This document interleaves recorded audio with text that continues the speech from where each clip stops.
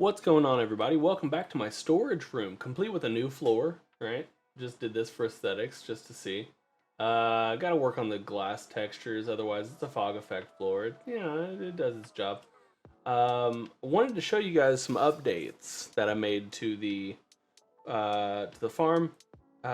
Turns out, if you don't turn off sorting, you just get a bunch of shulkers, eventually, that keep loading and sorting, and then oops, all your stuff is now just despawning because storage can only hold it for so long. So we had to come up with a solution for that, so that's just what we did. Let's take a look at it.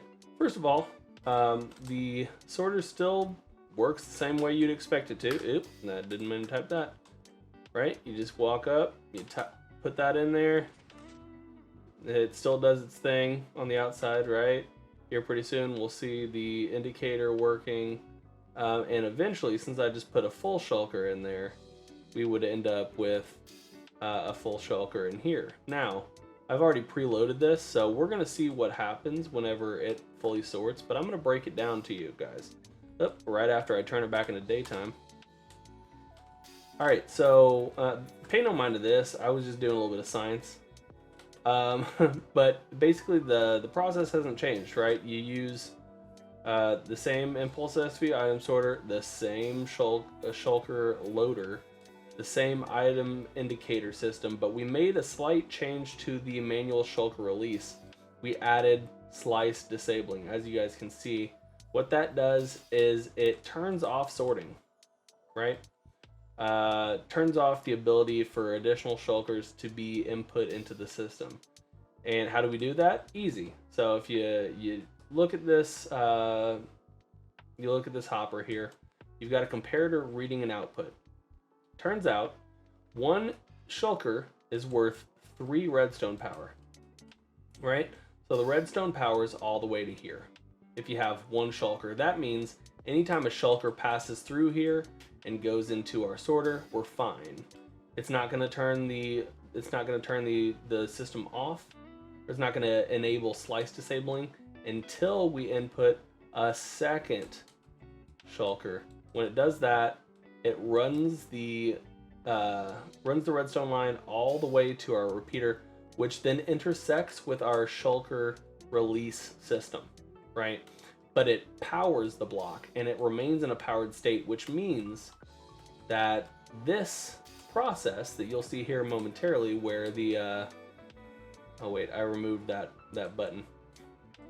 That's funny. If I put the button back, let me get a button. I'm a mess. I thought I had this all set and I didn't. It's all good. You know, these things happen. We put the button back, right? We press the button. That, where it shoots the observer forward, it remains, the observer stays here. So you don't have another shulker get dispensed because it can't, because the space is being occupied by the observer. It keeps it locked right there, which effectively turns that slice off. Then any additional items that come through the system will just bypass this one slice and continue on. We will likely dispose of any additional items because, I mean, I don't know if you guys did the math or anything, but we've got, 27, 32, 37, we'll have eventually frickin' 39 full shulkers. The only thing I don't like about this system is it's inevitable. I haven't found a way around this. It dispenses this first shulker, which it's filling right now, right?